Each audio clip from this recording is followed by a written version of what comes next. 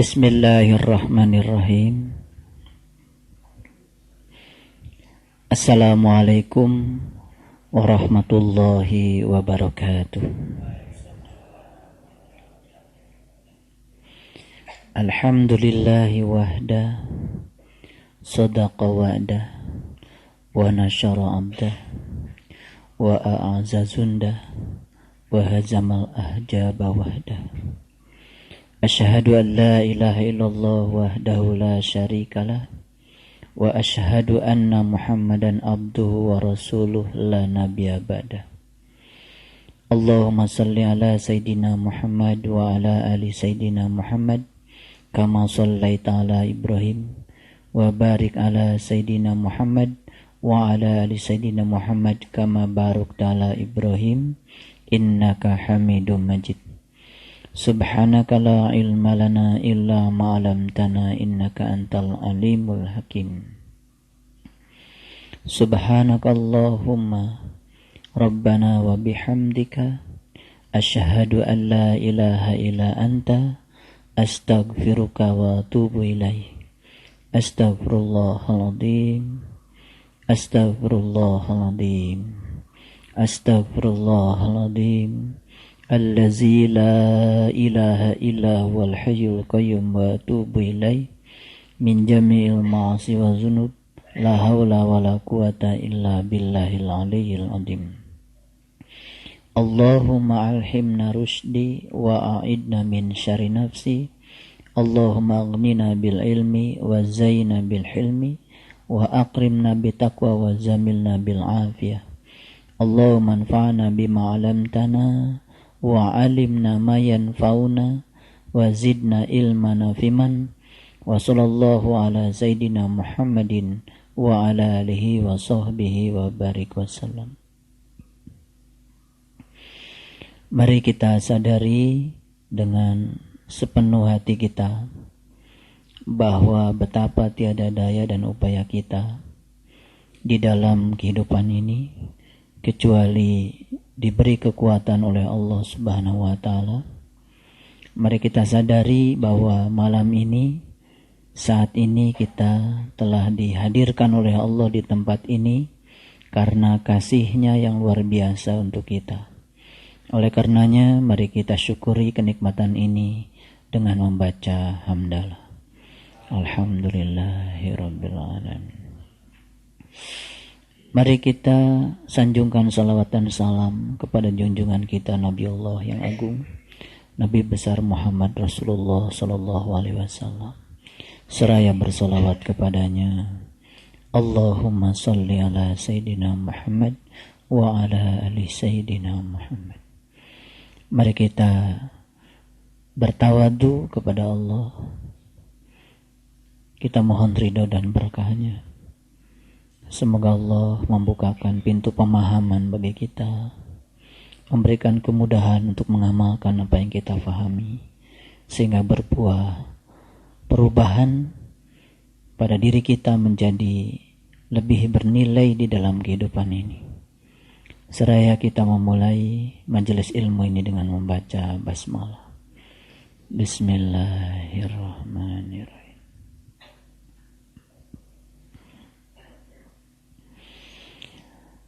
Pada malam yang mulia ini, saya akan mengajak kita untuk melakukan sebuah revolusi berpikir. Saya akan mengajukan beberapa pertanyaan sederhana, dan saya mohon semuanya menjawab pertanyaan-pertanyaan ini dengan kejujuran, sehingga nanti kita akan mendapatkan suatu hikmah yang besar dan kita bisa berhasil melakukan sebuah loncatan pola pikir dari pola pikir yang biasa ke pola pikir yang luar biasa. Ini kaitannya dengan Quran surat Ibrahim ayat yang ke-10 dan selanjutnya. 3 pertanyaan mendasar yang harus dijawab pada permulaan kajian ini, yang pertama pertanyaannya,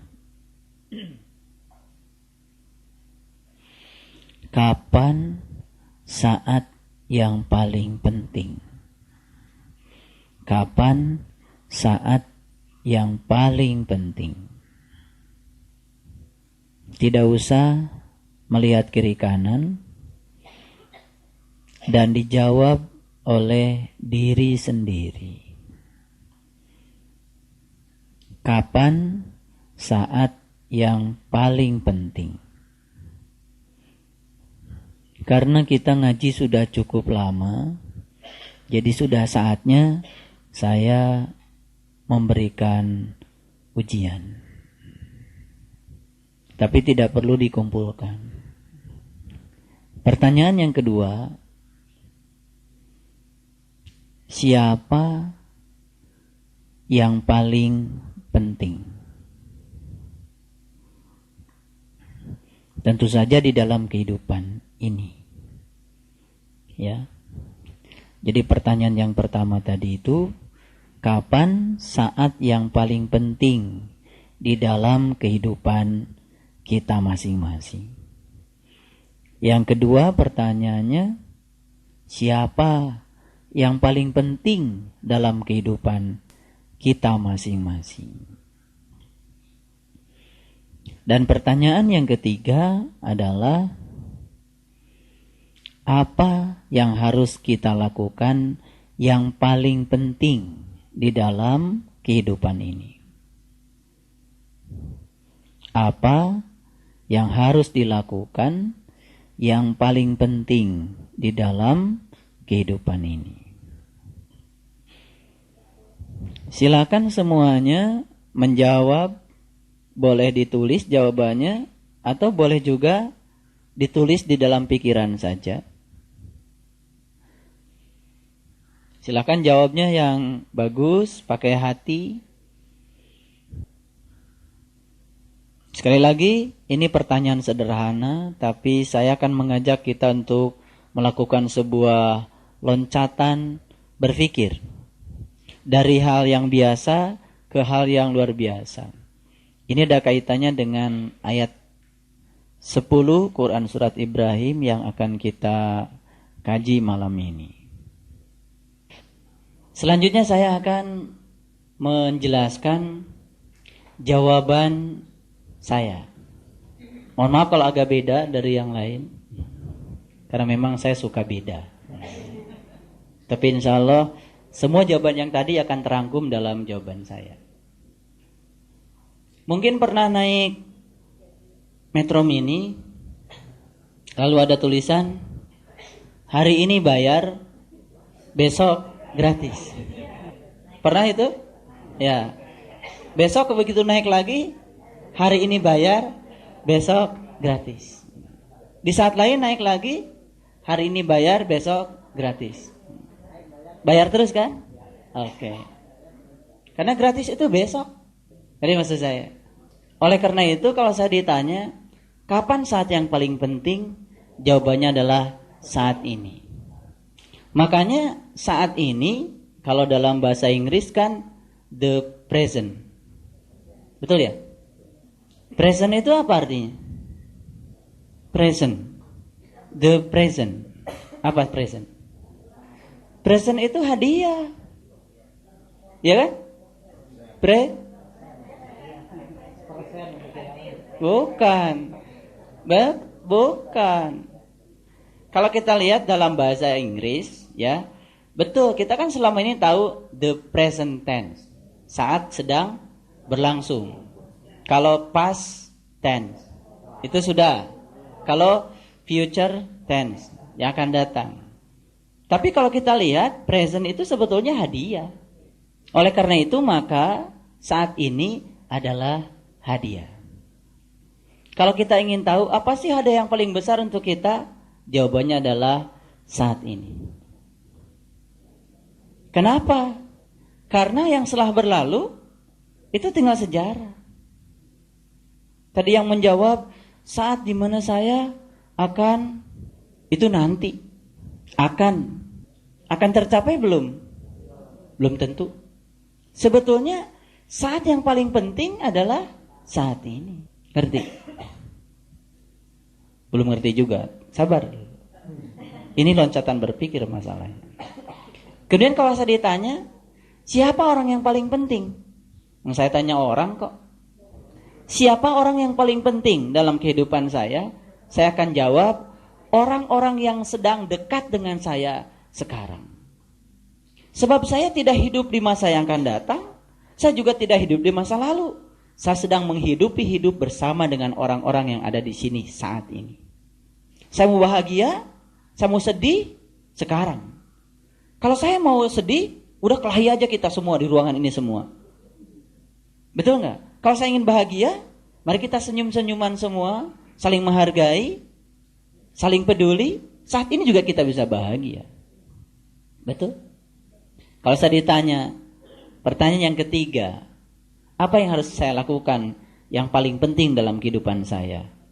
Tentu saja, saya harus peduli pada orang-orang yang sedang dekat dengan saya sekarang. Ada yang punya suami dan suaminya tidak ada di sini sekarang. Ada yang punya istri dan istrinya tidak sekarang di sini sekarang. Kalau ditanya siapa yang paling penting? Yang paling penting yang ada di sini sekarang. Karena kita sedang berbagi kehidupan dengan orang-orang yang ada di sini sekarang. Paham maksud saya? Oke. Begitu keluar dari tempat ini, ada yang naik mobil bertiga, ada yang naik Metro Mini bersepuluh. Tanya lagi pada diri kita, kapan saat yang paling penting? Jawabannya apa? Saat ini.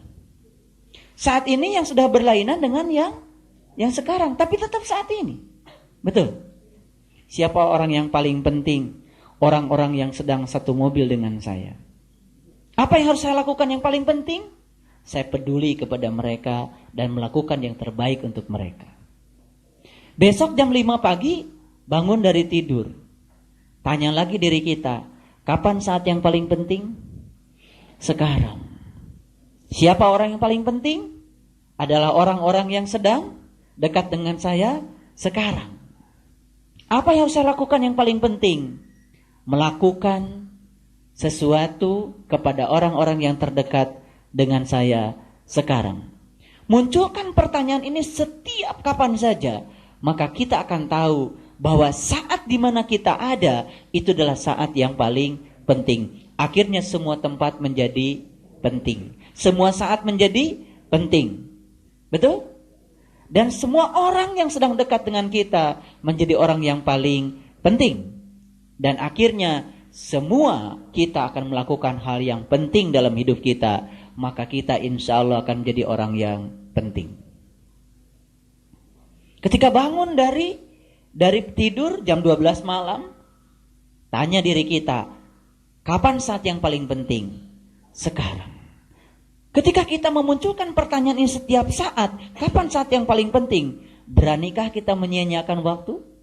Karena semua waktu menjadi waktu yang penting. Kemudian, siapa yang paling penting? Lagi sendiri. Tidak ada siapa-siapa. Dapat tugas dari guru untuk melaksanakan nembah jati malam. Lakukan hal yang paling penting. Karena saat itu kita harus melakukan pelayanan untuk diri kita sendiri. Hal yang paling penting. Baik.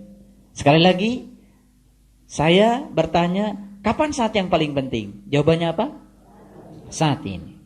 Munculkan pertanyaan itu setiap saat, maka setiap saat menjadi penting. Saya tidak ingin pertanyaan ini dimunculkan di sini saja. Tapi keluar dari sini, lagi berdua, berjalan dengan siapa saja, munculkan pertanyaan ini. Kapan saat yang paling penting? Sekarang. Sebab kita sedang menghidupi kehidupan saat itu.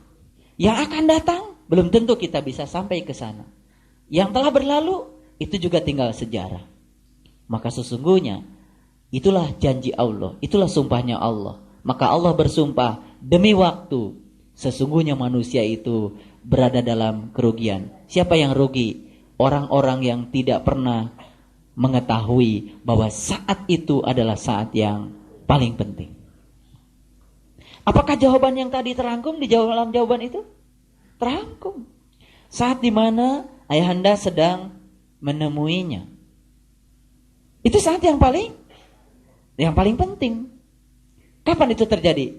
Saat ini. Saat ini yang lain. Betul? Jadi saat ini. Jadikan semua adalah saat ini. Makanya ilmu yang ada di Metro Mini itu luar biasa. Hari ini bayar, besok gratis. Begitu baca lagi, hari ini bayar, besok gratis. Kapan kita gratis? Karena akhirnya semuanya bayar. Ya. Makanya supir Metro Mini itu kan bakal duluan masuk surga. Karena telah begitu dia nyetir, itu membuat orang semuanya istighfar, kemudian baca kalimat thayyibah gitu kan. Mungkin la ilaha illallah, mungkin subhanallah. Ya. Beda kalau supir BMW. Malah tidur kan penumpangnya. Ya. Iya, makanya kalau ingin banyak istighfar itu naik Metro Mini. Astagfirullah. Ya kan? Banyak ngerem. Subhanallah. Baik, saya akan teruskan. Jadi sebetulnya tujuan saya memunculkan pertanyaan ini untuk membuat agar setiap saat menjadi penting. Kapanpun kita bersama siapa, dia menjadi orang yang paling penting. Kapanpun, dimanapun, dengan siapapun, kita akan selalu melakukan tindakan yang paling penting untuk mereka.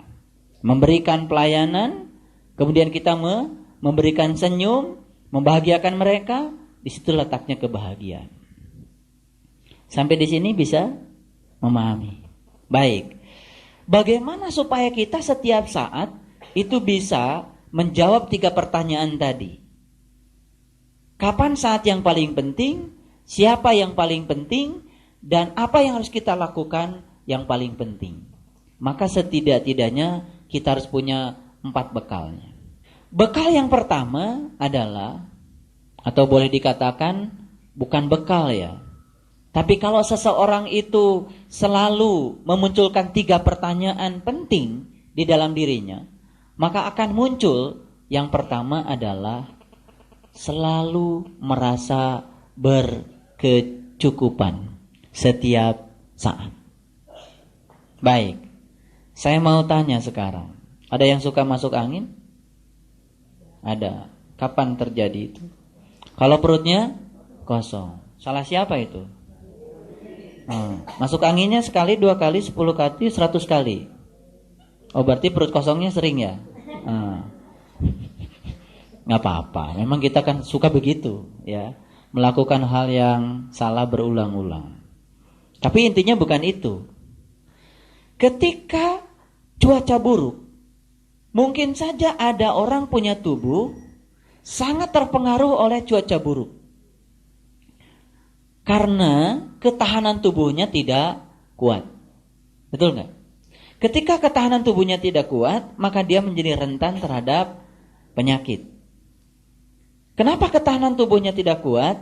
Karena dia tidak bisa menjaga ketahanan tubuh. Salah satunya tadi, sering perut kosong. Ya kan? Atau mungkin makan sih makan, tapi nggak disiplin. Ya kan? Tidak pernah memperhatikan keseimbangan gizi. Ya kan? Dan lain-lain, tentu saja banyak hal.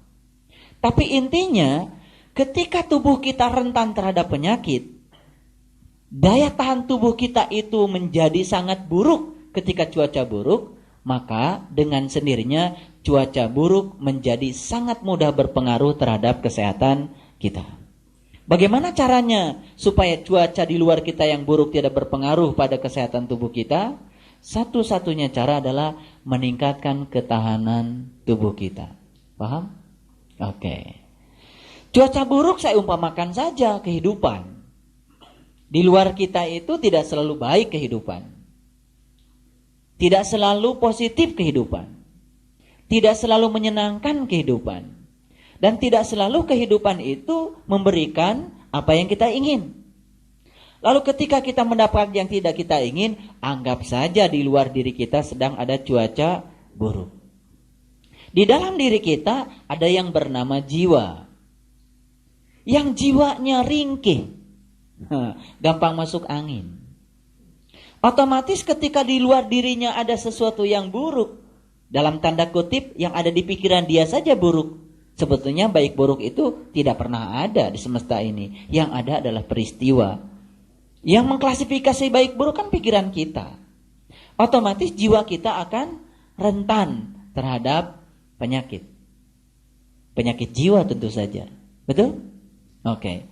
Maka tugas kita adalah mengelola baik dan buruk itu secara harmoni. Coba perhatikan lampu ini. Nyala nggak lampu? Kenapa nyala? Ada setrum. Kenapa setrumnya bisa ada? Ada? Ada generatornya. Generator itu menghasilkan positif dan negatif. Betul? Sama seperti baterai. Ada positifnya, ada negatifnya. Kalau baterai positif saja, nyala nggak lampu? Kalau baterai negatif saja, nyala nggak lampu? Ya enggak. Jadi sebetulnya positif dan negatif di semesta ini justru untuk membuat agar lampu kita menyala. Kalau kita bisa membuat yang positif dan negatif itu menjadi harmoni. Jadi ini bisa nyala karena apa? Positif dan negatifnya itu dikelola sedemikian rupa sehingga menjadi harmoni. Akibatnya nyala. Nah coba, lampu yang ada di dalam diri kita, kapan dia nyala? Ketika hidup kita positif terus? Enggak. Ketika hidup kita negatif terus? Makin gelap. Ketika kita bisa melampaui positif dan negatif dengan cara yang sama, lampu kita pasti akan tetap nyala. Sering gelap lampu kita? Sering. Kenapa itu? Koslet.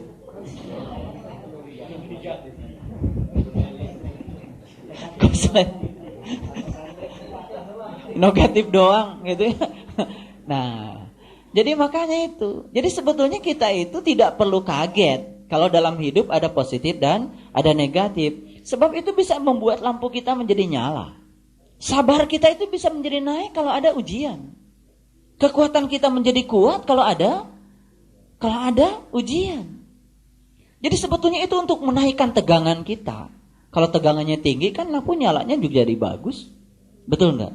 Jadi perlu sebetulnya kita itu melihat kehidupan itu dua-duanya, positif dan negatif. Tapi tugas kita adalah mengharmonikan agar positif negatif itu menjadi serasi. Sehingga lampu kita nyala. Nah, saya ingin menyampaikan selamat yang lampunya semakin hari semakin nyala. Walaupun ujiannya juga semakin luar biasa. Itu sudah tegangan tinggi itu. Ada yang begitu di sini? Saya kira ada. Saya ingin menyampaikan selamat. Saya bisa lihat yang lampunya sudah nyala itu kelihatan. Senyumnya juga nyala. Kelihatan. Ketawanya juga bahagia, ikhlas. Ya, tidak 2 senti kiri, 2 senti kanan. Pokoknya apa adanya. Ikhlas. Nah, ketika kita itu bisa memunculkan 3 pertanyaan penting setiap saat, maka yang pertama yang akan kita dapat adalah kita akan merasa berkecukupan setiap saat. Kapan nih kita bisa merasa berkecukupan? Ketika tidak punya lagi keinginan untuk lebih dari yang lain. Ketika kita masih merasa saya ingin lebih dari tetangga saya. Saya ingin lebih dari teman sekantor saya. Saya ingin lebih dari komunitas saya. Perasaan lebih itu sesungguhnya sering menyiksa kita. Sehingga kita sering bekerja dan bersaing untuk menjadi yang lebih dari yang lain. Sebenarnya ketika perasaan lebih itu kita pelihara, kita sedang meniadakan perasaan berkecukupan. Dan itu sesungguhnya nafsu. Tak terasa. Ketika kita merasa ingin lebih, ya, dalam segala hal, termasuk juga yang bersifat spiritual, ada ingin lebih dari yang lain. Tapi lebihnya itu berdasarkan hawa nafsu, supaya dirinya itu menjadi lebih dari yang lain. Itu sebetulnya tidak bersyukur juga. Masih belum merasa berkecukupan. Oke? Yang kedua, ketika kita mampu memunculkan 3 pertanyaan yang tadi setiap saat, maka akan muncul yang kedua. Apa itu? kita akan lebih cerdas lagi mengelola apa yang disebut dengan harapan. Saya mau tanya, punya harapan? Punya keinginan? Nah, saya kasih tahu. Ketika kita punya keinginan, lalu kita memaksa agar keinginan menjadi kenyataan, sebetulnya kita sedang membuat kita menderita. Dan itulah sesungguhnya penderitaan hidup. Karena kita sering memaksakan agar keinginan menjadi kenyataan. Maka saya kasih tahu ilmunya. Keinginan dan harapan itu hanya sebatas energi awal saja agar kita memulai saat ini juga. Ngerti maksud saya? Sebagai energi awal agar kita memulainya saat ini juga. Harapan, target, keinginan tidak usah dipikirkan bagaimana mencapainya, tapi memulai saja saat ini juga. Justru ketika tidak memikirkan untuk mencapainya, maka kita akan begitu mudah mencapainya. Dan kita tidak banyak menyia-nyiakan waktu. Baik, saya kasih contoh. Ini barangkali sering saya katakan di sini. Tengoklah jarum jam yang kurus itu. Jarum jam. Yang kurus, kecil.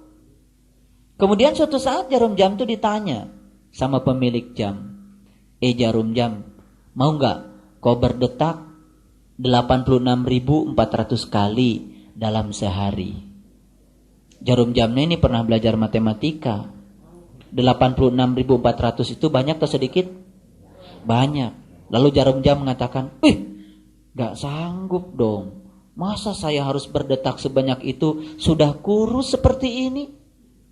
Ya sudah, kata pemilik jam, kalau kamu nggak mau, gimana kalau 3.600 kali saja setiap jam? Wah, berat. Masih nggak mau? Ya sudah, kalau kamu nggak mau, gimana kalau kamu berdetak 60 kali saja dalam 1 menit? Wah, banyak.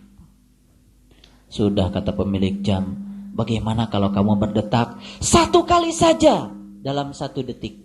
Wah, setuju. 1 kali saja 1 detik. Langsung oke. Padahal dalam 1 menit dia berdetak 60 kali. 1 jam dia berdetak 3.600 kali. 1 hari dia berdetak 3.600 kali 24. 86.400 kali. Bayangkan dalam 1 bulan, bayangkan dalam 1 tahun, 5 tahun jamnya belum ganti-ganti. Dia sudah berdetak berapa juta kali. Dan dia tidak pernah memikirkan yang jutaan. Dia tidak memikirkan yang ribuan. Dia cuma memikirkan, saya berdetak sekali saja 1 detik. Enteng kan? Jadi kalau dikasih istiqomah 9 bulan 10 hari, gak usah dipikirkan. Bangun saja tiap malam. Makanya kalau saya bilang tadi, kapan saat yang paling penting? Ya saat ini. Ketika kita memikirkan saat ini, gak usah memikirkan jauh-jauh ke depan. Yang depan itu bergantung apa yang kita lakukan saat ini. Kita telah menghargai saat ini sebagai waktu yang paling penting. Pulang dari sini, ayahanda mau pergi ke Bogor. Tes dulu lampunya. Begitu dites lampunya, cuma 20 meter. Padahal jarak Jakarta-Bogor, berapa ya? 60 kilometer. Ya sudah, kalau gitu kita beli lampu dulu. Yang bisa nyenter dari Jakarta sampai ke Bogor. Gitu. Buang-buang energi. Nanti akinya juga bukan 12 volt. Harus 120.000 volt. Ngerti nggak? Biarkan saja 20 meter. Kan mobilnya jalan. 20 meter begitunya, 20 meter juga. Jalan lagi 20 meter juga. Gak usah mikirkan bagaimana kita bisa melihat Bogor dari sini. Ntar juga kelihatan. Ini maksud saya. Nah, kita itu sering memberatkan hati, memikirkan hari esok yang enggak-enggak, tapi enggak ngejalanin sepenuh hati apa yang saat ini. Makanya kalau ditanya kapan saat yang paling penting? Saat ini.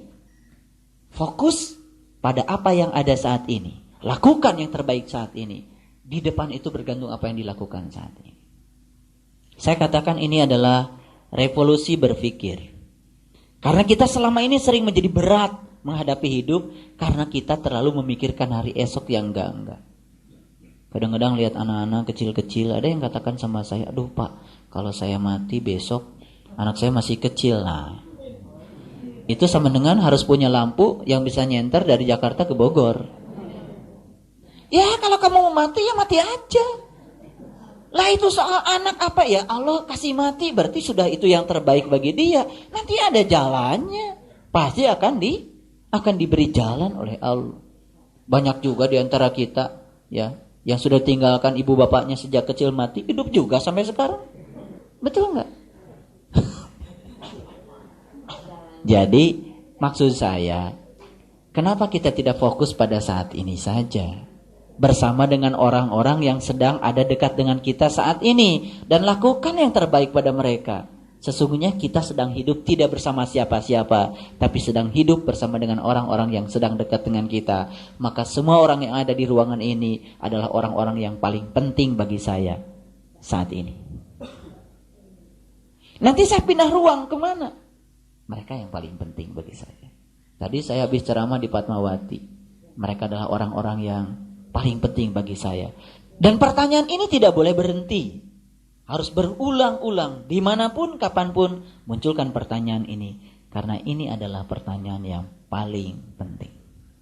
Oke. Jadi yang kedua, apa tadi? Kita akan lebih cerdas dalam mengelola harapan. Harapan hanya dibatasi sebatas sumber energi awal agar kita memulainya saat ini. Harapan bukan untuk dicapai, tapi agar kita memulainya saat ini. Akan tercapai? Akan tercapai tanpa kita memikirkannya. Begitu lihat Quran, 6.666 ayat. Gak pernah baca.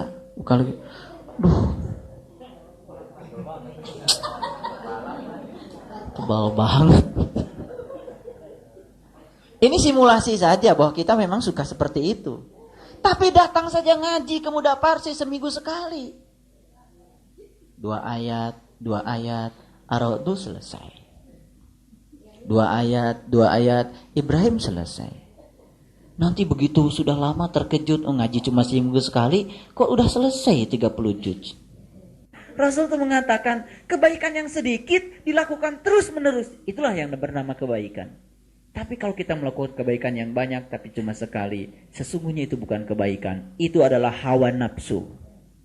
Ternyata semuanya menjadi enteng kalau kita hidup di saat ini saja. Fokus pada saat ini dan ternyata ini adalah revolusi berpikir. Kalau semua kita sukses memunculkan 3 pertanyaan penting tadi setiap saat, maka kita akan selalu menghargai orang lain. Tidak mungkin kita berbuat anarkis, tidak mungkin menyakiti orang lain, karena mereka adalah orang-orang yang paling penting. Bagaimana Pak? Ketika saya berada dalam sebuah situasi di mana orang lain menyakiti kita, harap tahu bahwa sesungguhnya ketika orang lain menyakiti kita, sesungguhnya mereka pun sedang menjadi orang-orang penting. Karena mereka sedang menghidupi hidup bersama kita. Dan saat itu, sesakit apapun, itu adalah saat yang paling penting.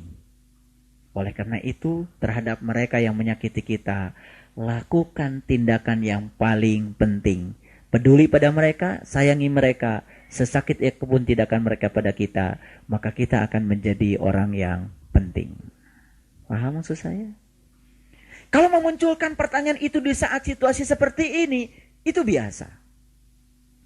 Tapi ketika kita memunculkan pertanyaan itu dalam situasi yang sangat sulit, dan kita tetap seperti saat ini, sebetulnya kita telah mengalami sebuah loncatan spiritual. Jadi ketika nanti mungkin saja di rumah kita, di mana saja, di tempat kita bekerja, tiba-tiba situasi seperti tidak yang kita inginkan. Munculkan pertanyaan itu. Ya Allah, inilah saat yang paling penting. Dan mereka semua orang-orang yang kelihatan seperti menjengkelkan dari hawa nafsu kita, mereka adalah orang-orang yang paling penting. Karena mereka sedang membuat saya menjadi besar. Mereka sedang membuat saya menjadi kuat. Dan mereka sedang membuat saya menjadi lebih baik. Maka lakukanlah tindakan yang paling penting untuk mereka. Menyayangi mereka sesulit apapun. Dan ketika latihan ini sukses, maka di situ kita akan mengalami sebuah loncatan spiritual. Dalam sesaat kita akan menjadi yang luar biasa dari yang biasa. Yang ketiga, ketika kita mampu memunculkan 3 pertanyaan yang tadi, maka kita akan mendapatkan yang ketiga. Apa itu yang ketiga? Saya kasih tahu. Yang ketiga, bahagia itu ada dalam perjalanan. Mengerti? Bahagia itu ada dalam perjalanan. Anggap saja hidup kita itu seperti kita berdharma wisata. Kita mau pergi ke Anyer. Tidak usah nunggu sampai Anyer kita bahagia. Ada makanan, makan. Bisa nyanyi, nyanyi. Yang bisa sedikit lelucon. Kalau leluconnya membuat orang lain menjadi segar dan tidak ngantuk, tidak masalah. Karena bahagia dalam perjalanan. Nah, selama ini kita selalu berangan-angan, nanti kalau rumah saya sudah jadi, saya pasti tenang. Kenapa kita tidak bahagia saat rumah belum jadi? Bersama dengan orang-orang yang sedang ngaduk, bersama dengan orang-orang yang sedang nembok, kita bisa berbagi dengan mereka. Kenapa tidak itu? Kita itu sering membatasi bahagia. Karena apa? Karena bahagia itu kalau saya umpamakan seperti lampu. Ada saklarnya. Lampu ini mau nyala atau mau padam tergantung saklarnya. Betul nggak? Betul nggak? Saklarnya di-on-kan, lampunya nyala. Saklarnya di-off-kan, lampunya padam. Itu artinya apa? Bahagia dan sedih itu sebetulnya pilihan kita. Nah, kenapa kita sering sedih? Karena saklarnya itu nggak jelas ditaruh di mana. Kenapa ibu sedih? Habis dia pak. Dia marah-marah sama saya. Nah, saklar kita ada pada siapa? Pada dia. Kita sering memaksa orang lain agar seperti yang kita pikir. Kesalahan besar. Sekarang saya akan mengajak semua, malam ini juga, saklar bahagia pindahkan dalam diri kita. Yang lebih repot lagi, saklarnya itu gak jelas naruhnya di mana. Ada yang saklarnya dibawa orang. Saklar saya ditaruh di suami saya pak. Suaminya kemana? Entah kemana. Akhirnya nunggu suami datang untuk bahagia. Ya Allah, gak cerdas itu. Udah saja gak ada nyanyi-nyanyi gitu. Iya kan, karaokean, itu kan. Baca Quran. Subhanallah. Jadi kuncinya bahagia itu saklarnya harus diletakkan di mana? Pokoknya jangan ditaruh di orang. Kalau ditaruh orang itu susah mijitnya. Ya, kalau ditaruh di sini kapan saja. Pokoknya wah, emang gue pikirin net bahagia. Jadi saklarnya di kita, gampang naruhnya harus di tempat yang gampang mijitnya. Pokoknya apapun net bahagia. Nah kita itu sebetulnya sering menitipkan saklarnya di tempat lain. Akhirnya apa? Nunggu orang datang dulu. Dan nunggu orang lain berbuat seperti yang kita ingin. Sebetulnya kita tidak sadar kalau selama ini sering menitipkan kebahagiaan pada orang lain. Jadi karena bahagia dititipkan di orang lain, kita kedapatan apa? Sedih mulu. Sadar gak sering kita begitu? Saya ngaji gak tinggi-tinggi, yang enteng-enteng aja lah. Yang enteng-enteng. Udah masuk ke Ibrahim ini yang enteng. Tapi perlu kecerdasan. Karena yang biasa ini kalau dikelola oleh kita secara cermat, ini akan membuat kita menjadi luar biasa. Oke, yang ketiga, bahagia dalam perjalanan. Ngerti maksud saya? Gak usah, wah nanti kalau saya udah nyampe rumah bahagia. Gak usah. Di jalan bahagia, di rumah bahagia, dimanapun bahagia. Oh nanti kalau saya udah naik pangkat bahagia. Gak usah menunggu naik pangkat. Sekarang aja bahagia. Saklarnya udah di tangan kita. Tinggal net. Bahagia. Pokoknya nanti kalau ada orang lagi sedih-sedih. Emang saklarnya taruh di mana bu? Gitu. Ya kan? Kalau ada orang kirim SMS ya agak sedikit-sedikit sedih, emang saklarnya taruh di mana, Bu? Gitu. Ya biar ingat saklarnya tarik lagi ke dalam dirinya. Iya, ngapain saya sedih? Net. Bahagia. Ngerti nggak saya? Harus dijelaskan kayak gini baru ngerti. Ini sebetulnya mutiaranya Al-Quran. Quran itu mendidik kita untuk bahagia setiap saat. Cuman karena saklarnya ditaruh di mana-mana, bahkan yang gak jelas itu kita gak tahu naruhnya di mana. Saklarnya dibawa kemana-mana. Kadang-kadang yang lebih repot lagi, saya Pak nanti bahagia kalau tabungan saya sudah 500 juta. Saklarnya ada di 500 juta. Nah yang 500 jutanya entah di mana. Sampai mati saklarnya gak kita dapat. Yang 500 juta gak dapat sampai mati sedih mulu. Gak rugi gak kayak gitu? Subhanallah. Kasihan deh lo. Ngerti sekarang? Oke. Yang keempat. Ketika kita bisa memunculkan 3 pertanyaan penting yang tadi, akan muncul yang keempat. Kita akan sangat peduli untuk membagi kebahagiaan pada orang-orang yang memerlukan kita. Coba bayangkan kalau setiap saat kita selalu mengerti kalau mereka adalah orang-orang yang penting saat itu bagi kita, maka kita akan selalu melakukan tindakan yang penting untuk mereka. Setuju? Kecil-kecilan sekarang di sini. Saya sedang melakukan tindakan penting buat orang-orang yang paling penting yang sedang menghidupi kehidupan saya saat ini. Dan semua Bapak Ibu yang ada di sini pun sedang melakukan sebuah tindakan penting. Mendengar, menyimak, menulis, mungkin mengapresiasi. Bukankah itu sebuah tindakan penting? Di samping kiri kanan kita ada orang, tidak kita ganggu, biarkan mereka konsen, memberikan keleluasaan pada mereka untuk menikmati pengajian ini. Bukankah kita telah memberikan tindakan yang penting? Mungkin kita tidak menyadari kalau sekarang kita sedang melakukan tindakan penting.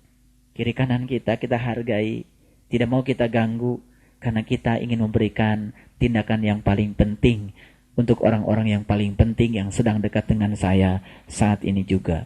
Jadi ternyata kapanpun dimanapun, akhirnya semua saat dan tempat menjadi saat dan tempat yang sangat-sangat penting. Maka kita tidak akan pernah kehilangan kesempatan untuk berbuat baik setiap saat karena kita menyadarinya. Subhanallah. Saya ingin tanya, 3 pertanyaan yang tadi terasa sekarang? Terasa? Oke. Saya ingin agar apa yang saya munculkan itu bukan sebagai sebuah koleksi pengetahuan, tapi rasakan saat ini juga. Walaupun kita belum memasuki tindakan nyata, tapi kita sudah merasakan. Setidak-tidaknya kita berucap, Subhanallah, betapa selama ini kita sering menyia-nyiakan waktu kita. Padahal semua waktu adalah waktu yang paling penting. Makanya saya mengajak, hiduplah di saat ini. Keluar dari sini saat ini, keluar saat ini, keluar terus saat ini. Dan ketika kita bisa memunculkan itu, Subhanallah, kita telah membuka keran kebahagiaan pada diri kita. Dan kita baru sadar bahwa sesungguhnya yang menutup keran kebahagiaan selama ini kita sendiri. Lalu kita sering mencari alasan karena orang lain tidak berbuat seperti yang kita ingin. Itu artinya kita masih menitipkan saklar kebahagiaan di tangan orang lain. Sekarang bismillahirrahmanirrahim. Tangkap saklar itu sudah ada di dalam diri saya. Kamu mau melakukan apa pada saya, tak akan mengganggu saya. Karena saklar itu sudah ada pada diri saya. Tidak aku letakkan pada dirimu. Dan setiap saat saya akan tetap bahagia. Cerdas? Dahsyat? Sangat dahsyat. Rasakan setelah keluar dari sini, perlahan yang saya kasih tahu, diamalkan, kita akan merasakan hidup kita akan lebih berkualitas. Dalam segala hal. Inilah sebetulnya buahnya ngaji. Buahnya ngaji itu adalah akhlak. Akhlak itu harus diawali dengan pola pikir. Kalau kita mikirnya sudah benar, maka tindakan kita juga akan benar. Inilah bekal yang harus dimunculkan ya kepada kita setiap saat. Pokoknya kapanpun dimanapun pertanyaannya hanya 3. Paham maksud saya? Oke. Sekarang mari kita lihat Quran surat Ibrahim ayat yang ke-10. Itu pemanasannya sudah 1 jam. Berkata Rasul-Rasul mereka, qalat rusuluhum, apakah ada keraguan-raguan terhadap Allah, pencipta langit dan bumi? Dia menyeru kamu untuk memberi ampunan kepadamu dari dosa-dosamu dan menangguhkan ya siksamu sampai masa yang ditentukan. Jadi seorang utusan Allah itu peran utamanya tiada lain adalah membebaskan segala keraguan-raguan yang sering menyelimuti kita. Sebetulnya wujud keraguan-raguan itu diantaranya adalah yang 4 tadi. Itu sebagai perwujudan keraguan-raguan juga. Kita sering merasa tidak berkecukupan. Sebetulnya itu adalah keraguan terhadap apa yang Allah takdirkan untuk kita. Kita tidak percaya kalau apa yang sedang kita alami saat ini, itulah kadar kita. Itulah pilihan yang terbaik dari Allah untuk kita. Kita ragu kepada Allah. Seakan-akan apa yang terjadi sekarang itu bukan yang terbaik untuk kita dari Allah. Lalu kita berangan-angan untuk mencari yang di luar itu. Padahal yang nyata untuk kita yang ada di hadapan mata kita. Sering begitu kita. Sering. Dan keraguan-raguan itu menyelimuti kita setiap saat. Akibatnya apa? Keraguan-raguan itulah juga yang menyebabkan kita menjadi tidak cerdas di dalam mengelola harapan. Lalu kita membiarkan diri kita diombang-ambing oleh keinginan kita. Tanpa kita tahu bagaimana membatasi keinginan agar keinginan tidak menjadi Tuhan kita. Lalu kita sering dipaksa oleh keinginan kita dengan kata harus. Pokoknya harus ini, pokoknya harus itu, pokoknya terus harus. Ketika kita dalam hidup masih didominasi oleh kata harus yang dimunculkan oleh diri kita sendiri, semakin sering mengatakan kata harus, sesungguhnya kita sedang membiarkan diri kita dipertuhan oleh yang namanya penderitaan. Saya kasih tahu, imunisasi yang paling dahsyat agar kita, jiwa kita itu tidak mudah terombang-ambing oleh cuaca buruk di luar diri kita adalah merasa berkecukupan. Terutama merasa cukup dengan Allah. Kapan seseorang merasa cukup dengan Allah? Ketika dia tidak ragu lagi kepada Allah. Dia yakin apapun yang terjadi, itulah bagianku dari Allah. Itulah kasih Allah yang luar biasa untukku. Jangan menganggap kesulitan itu sebagai penderitaan. Karena kesulitan adalah kasih Allah. Dan jangan menganggap kesenangan itu adalah merupakan suatu kebahagiaan. Karena bisa jadi kesenangan itu adalah Allah sedang menguji kita. Banyak orang yang sukses diuji dengan kesulitan. Tapi banyak orang yang gagal diuji dengan kesenangan. Kenapa kita masih memilah dalam hidup ini? Kalau kita bandingkan diri kita dengan tetangga kita, kita bandingkan ekonomi kita dengan ekonomi orang lain, tidak perlu. Jadilah diri kita sendiri. Karena itu yang terbaik bagi kita. Maka kuncinya adalah merasa berkecukupan dengan menghilangkan segala keraguan-raguan yang ada pada diri kita. Mulai sekarang, hilangkan semua keraguan pada Allah. Dan yakin apa yang terjadi pada diri kita saat ini adalah pilihannya yang terbaik untuk kita. Saat ini juga kita akan merasa berkecukupan. Tidak sukses dengan cara seperti itu, munculkan 3 pertanyaan penting tadi. Setiap saat. Maka perasaan berkecukupan itu akan selalu menjadi milik kita.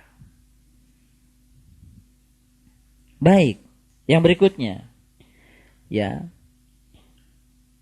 Apakah ada keraguan-raguan terhadap Allah? Ya, pencipta langit dan bumi. Dia menyeru kamu untuk memberi ampunan kepadamu dari dosa-dosamu. Saya ingin kasih tahu. Sebetulnya kita selama ini menganggap bahwa ampunan itu berwujud sebuah penghapusan catatan amal yang dilakukan oleh Allah di dalam buku amal kita tanpa kita tahu. Padahal sesungguhnya ampunan Allah itu nyata dan terasa oleh kita. Ketika kita bisa keluar ya dari situasi, bukan situasi yang sempit menjadi lapang, bukan. Kelapangan itu bukan di luar diri kita, tapi di dalam diri kita. Ketika kita bisa merasakan sebuah rasa yang lebih damai, lebih nyaman, bahkan mungkin kita belum bisa keluar secara physically dari satu situasi kepada situasi yang lain, sebetulnya ampunan Allah di situ sudah mulai hadir. Karena dia berwujud energi dan kita bisa merasakannya. Makanya bersyukurlah ketika kita merasakan, alhamdulillah, saya merasakan kok lebih enteng. Karena sekarang manusia itu sedang berhijrah kebanyakan dari satu kegelapan kepada kegelapan yang lain. Sangat sedikit manusia yang hijrah dari kegelapan kepada yang terang benderang. Sebab untuk hijrah dari situ diperlukan pengorbanan. Makanya kita saksikan di mana-mana yang ada adalah kebencian, kemarahan, iri hati, bahkan banyak orang ya hanya untuk ya mengukuhkan ego keyakinannya. Lalu dia merasa berhak untuk menjustifikasi keyakinan orang lain. Dan dia seperti berhak untuk menyakiti siapapun karena dia merasa sebagai yang terbaik untuk dirinya dari Allah. Dan itu adalah suatu kesombongan. Jadi ketika kelembutan sudah mulai datang, itu sebetulnya ampunan sudah datang. Ketika kebijaksanaan sudah mulai datang, kearifan sudah mulai datang, itu artinya keampunan sudah mulai datang. Subhanallah. Sebetulnya taubat yang sesungguhnya itu adalah ketika kita betul-betul kembali kepadanya. Bukan nangis, bukan apa, tapi betul-betul kembali sebagaimana kita adanya saat dimana kita belum dilahirkan ke sini. Makanya taubat yang sebenarnya adalah saat dimana kita menyatukan diri kita dengan Dia. Itulah taubat. Subhanallah. Sekali lagi saya ingin menyampaikan selamat bahwa kita telah dipilih oleh Allah untuk mendapatkan ini. Mudah-mudahan kita bisa menjadi orang-orang yang amanah. Baik, kita teruskan. Mereka berkata, siapa mereka di sini? Ini kan surat Ibrahim itu lebih banyak percakapan antara ya Rasul dengan orang-orang yang anti Rasul, yang menentang. Mereka dihadirkan memang untuk membuat sang Rasul menjadi besar. Seperti negatif dan positif. Jadi kehebatan Nabi Muhammad di situ. Mampu mengharmonikan negatif dan positif menjadi cahaya. Jadi tugas kita adalah mengharmonikan positif dan negatif menjadi cahaya. Tuh. Ya. Jadi kalau, Pak, saya gelap terus. Nah, itu belum harmoni positif dan negatifnya. Baik, kita teruskan. Ya. Kamu tidak lain hanyalah manusia seperti kami juga. Kamu menghendaki untuk menghalang-halangi kami dari apa yang selalu disembah nenek moyang kami. Karena itu datangkanlah kepada kami bukti yang nyata. Jadi sebetulnya kesulitan manusia sekarang ini adalah keluar dari persepsi dan literatur masa lalunya. Kita belajar agama, mohon maaf, kebanyakan bukan dari kitab suci. Kita belajar agama kebanyakan dari literatur yang ada, yang sudah menjadi pola pikir masyarakat kebanyakan. Jadi ketika saya mengajarkan amal soleh itu apa, menurut Quran, sulit kita menerimanya. Karena kita sudah diajarin yang namanya amal soleh itu sebagaimana yang kita persepsikan selama ini. Jadi di Quran ada kata-kata, Waman kana yarju liqa'a rabbihim falyamal amalan solihan. Barang siapa yang ingin jumpa dengan Tuhannya, lakukan amal soleh. Sulit menerima itu. Sulit menerima itu. Padahal itu statement yang sangat jujur. Tapi karena kita dibelenggu oleh pengertian amal soleh sebagaimana yang berkembang di masyarakat pada umumnya. Itu turun-temurun dilahirkan oleh nenek moyang kita. Lalu ketika ada revolusi pemikiran, nah orang yang melakukan revolusi itu dianggap sedang melakukan upaya menghalang-halangi apa yang diajarkan oleh nenek moyang kita. Lalu apa yang terjadi? Dan kita lakukan, wah ini penistaan, ini adalah penodaan.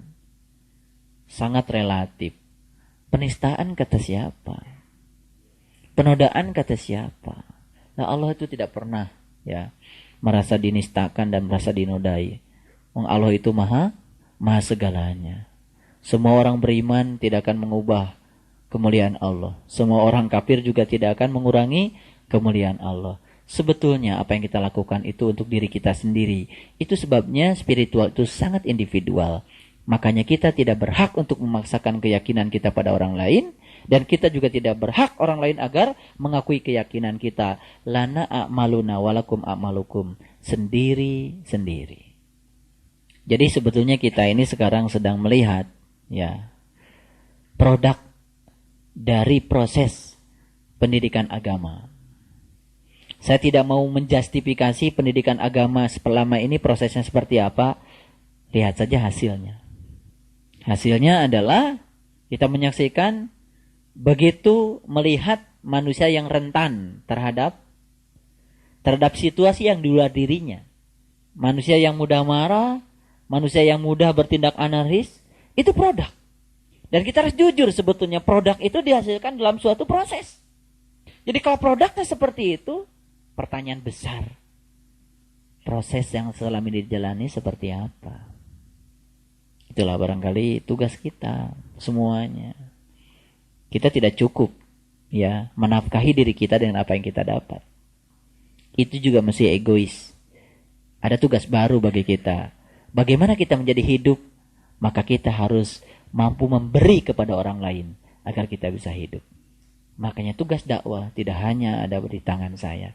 Semua kita harus mendakwahkan dengan kapasitas kita masing-masing. Ada yang mendakwahkan dengan sabar yang luar biasa. Ada yang mendakwahkan dengan ikhlas yang luar biasa. Ada yang mendakwahkan dengan harta yang punya. Silakan kita memilih cara dakwah kita masing-masing. Intinya adalah bagaimana kita menjadi bernilai bagi orang lain. Menjadi para utusan Tuhan. Menjadi kepanjangan tangan Tuhan. Biarpun orang lain mengejek seperti itu. Kamu kan hanya manusia biasa seperti saya. Lalu kita mau mencari manusia yang seperti apa dalam hidup ini? Yang sakti, yang bisa berjalan di atas air, yang bisa terbang seperti burung. Kalau yang terbang seperti burung, ya burung. Yang bisa berjalan di air, ya ikan. Manusia bukan ikan, bukan burung. Nah, makanya saya pernah katakan di tempat ini, kalau ingin sempurna hidup, belajarlah untuk menjadi apa adanya. Burung menjadi sangat berguna kalau dia memerankan diri sebagai burung. Anjing menjadi sempurna perannya kalau dia memerankan diri sebagai anjing. Mulia. Itulah tasbihnya dia. Tasbihnya dia menggonggong tasbihnya. Kucing menjadi kucing ketika memerankan diri sebagai kucing.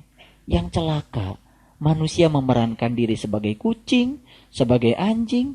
Akibatnya apa? Manusia tidak menjadi manusia. Ketika manusia tidak memerankan diri menjadi manusia, disitulah manusia akan turun kemuliaannya di hadapan Allah. Itu yang disebut dengan ulaika kal an'am. Nah, makanya tugas kita adalah menemukan peran kita. Ya. Jadi jangan kecil hati dengan peran kita.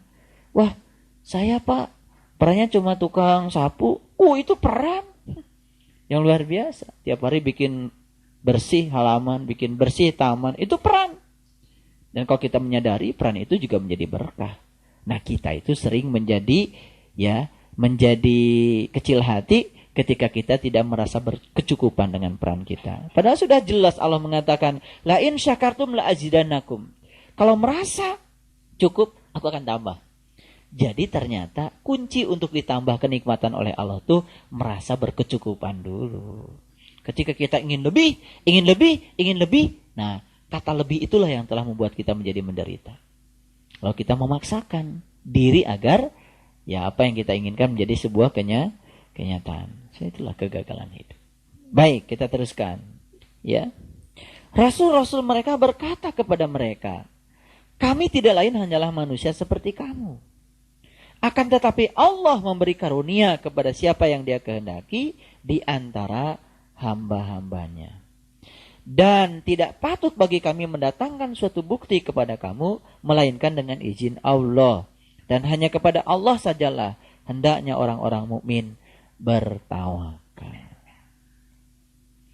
Tempo hari saya pernah mengajarkan 10 atau berapa? 10 tips untuk membuat kita menjadi lentur. Ya, untuk menjadi orang yang bertawakal. Bagaimana, sudah dicoba? Subhanallah ya. Iya, kalau kita mencoba itu, yang pertama saja sudah luar biasa. Ya. Selalu membuat gelas kita kosong. Kalau gelasnya kosong terus itu jadi kaya. Karena setiap saat dimanapun akan banyak yang mengisinya. Tapi kalau gelas kita penuh jadi sombong, akhirnya apa? Kita sering melewatkan kesempatan dari orang lain untuk mendapatkan isi. Makanya kalau orang yang gelasnya kosong, orang baik adalah guru kita. Orang buruk pun menjadi guru kita. Makanya setiap saat kita selalu dihadirkan guru-guru kehidupan. Jadi jangan mengira guru kehidupan itu adalah orang yang suka ceramah seperti saya. Tidak.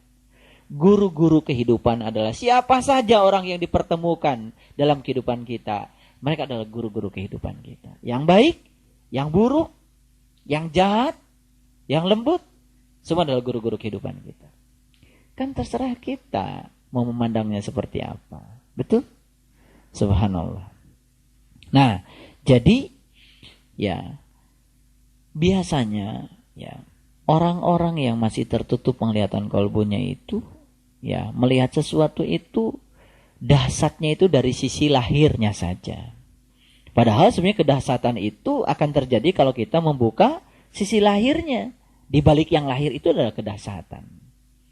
Seperti yang saya katakan tadi. Ya. Ketika kita melihat sisi lahirnya, bahagia itu ketika kita mencapai yang kita ingin. Begitu? Pada sisi batinnya, setiap saat dalam perjalanan mencapai yang kita ingin pun, sebetulnya bagi orang yang cerdas, dia sudah bahagia. Tidak usah menunggu. Ya, kan belum tentu kita sampai mencapainya. Betul nggak? Karena sebetulnya masa depan itu kan masih misteri bagi kita ya. Belum tentu kita hidup sampai mencapai yang kita ingin. Jadi kenapa kita menyanyiakan untuk tidak bahagia saat ini juga? Baik, ayat 12. Mengapa kami tidak akan bertawakal kepada Allah, padahal Dia telah menunjukkan jalan kepada kami. Dan kami sungguh-sungguh akan bersabar terhadap gangguan-gangguan yang kamu lakukan kepada kami. Dan hanya kepada Allah saja orang-orang yang bertawakal itu berserah diri. Jadi dari ayat 10 sampai ayat 12 itu adalah bagaimana Allah mengajarkan kita bersikap di dalam hidup untuk bisa tetap damai di dalam menerima gangguan-gangguan dari siapapun. Karena sesungguhnya gangguan itu adalah pupuk bagi kita untuk membuat kita menjadi besar. Dan kami sungguh-sungguh akan bersabar terhadap gangguan-gangguan yang kamu lakukan kepada kami. Inilah janjinya orang yang beriman. Bagaimana kita bersabar terhadap gangguan-gangguan yang dilakukan siapapun kepada kita. Dan kita sebetulnya harus menyadari bahwa sesungguhnya gangguan terbesar itu berawal dari diri kita sendiri. Karena kita sudah sadar bahwa Fir'aun itu ternyata bukan sesuatu yang di luar diri kita. Bukan sekedar sosok manusia dalam sejarah, tapi Fir'aun itu adalah keinginan-keinginan kita yang sering menggeser kita dari sisi kanan ke sisi kiri. Sesungguhnya itulah perwujudan Fir'aun juga bagi kita. Nah, bagaimana kita tetap bersabar, terutama melawan ya hal-hal buruk yang ada di dalam diri kita, sehingga kita tetap istiqomah di dalam menjalani kehidupan ini dan bertawakal dan berserah diri kepada Allah saja. Baik, 3 pertanyaan penting. Yang pertama, kapan saat yang paling penting? Yang kedua, siapa orang yang paling penting? Dan yang ketiga, apa yang harus dilakukan yang paling penting dalam hidup ini? Lakukan semua itu setiap saat. maka kita akan menjadi orang yang penting dimanapun, dan setiap orang juga merasa dihargai oleh kehadiran kita. Maka kita akan menjadi orang yang ada dan ada, bukan menjadi orang yang ada tapi tiada. Insya Allah hidup kita akan menjadi bernilai. Shadaqallahul adzim. Assalamualaikum warahmatullahi wabarakatuh.